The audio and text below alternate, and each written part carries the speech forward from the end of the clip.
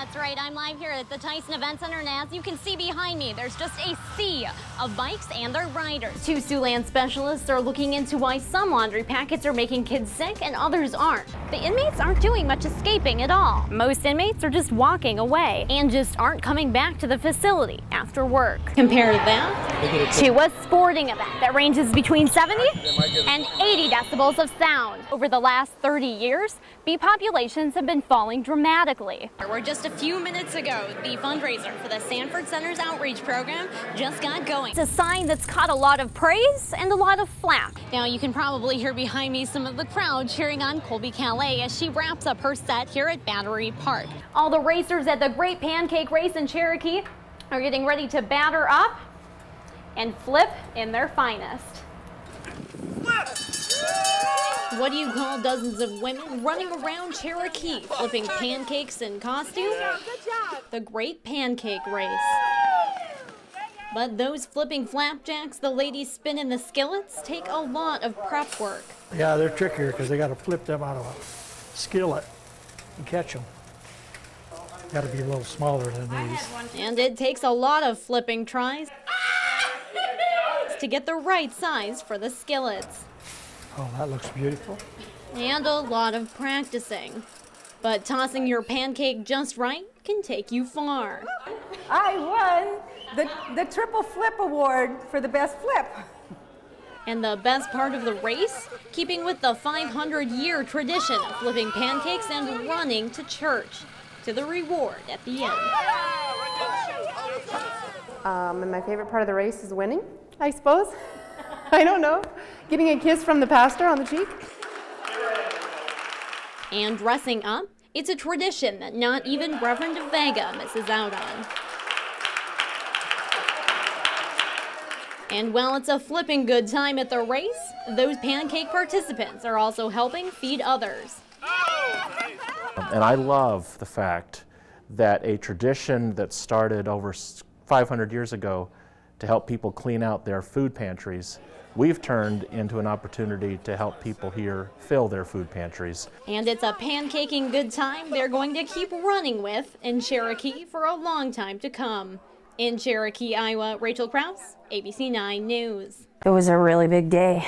You know, it was just this overwhelming feeling of everything's okay now, we're equal. Breathing a sigh of relief, Nikki and Shannon Svoboda are enjoying the feeling of being legally married in their home state of Nebraska since being married in Iowa 4 years ago. When the Supreme Court ruled Friday that same-sex marriage was legal in all states, the pair proudly put out the same flag that hung at their wedding. And we hung it out our reception hall outside with like multicolored balloons, and then we put it in the basement, and we're like, well, one day when they say yes, it's legal, that's going out. We're gonna fly the flag. Right when we got off of work, I was nailing it to the front of the house.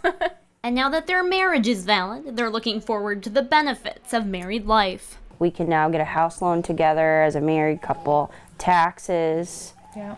There's a lot of stuff that now we get the benefits of being a married couple. And being able to now do the things that other couples may take for granted. There's her adopting Jude, finally being on his birth certificate, and we are going to have a wedding ceremony next year in Norfolk. The pair are planning to renew their vows in their home state on their 5-year anniversary and start their life together as an officially married couple. And I think now people are going to be able to see that we are just like everybody else, and that's all that we wanted to be. We didn't want to be any better or any worse. Now that the Supreme Court has come out allowing gay marriage in all 50 states, both Nikki and Shannon say they're hoping the phrase gay marriage can go away, making marriage something that's available for everyone in America. Investigators, they're saying a propane leak is what caused a huge explosion Wednesday afternoon inside the Sapp Brothers Petroleum facility. From front to back, side to side, all the way across the board, totally engulfed.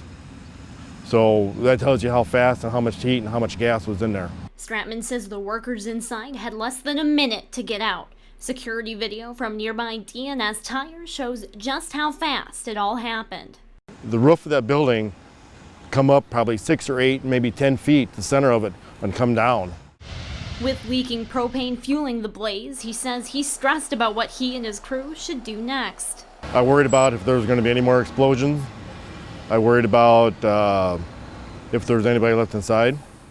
Seeing the blaze his friends, neighbors, fellow firefighters would face with him, Stratman says he worried about putting them too close. Trying to position the guys out of harm's way a little bit in the safest place I thought I could put them. 2 firefighters went to the hospital for heat exhaustion. 5 others were hurt in the explosion, including 2 that were airlifted to an Omaha hospital.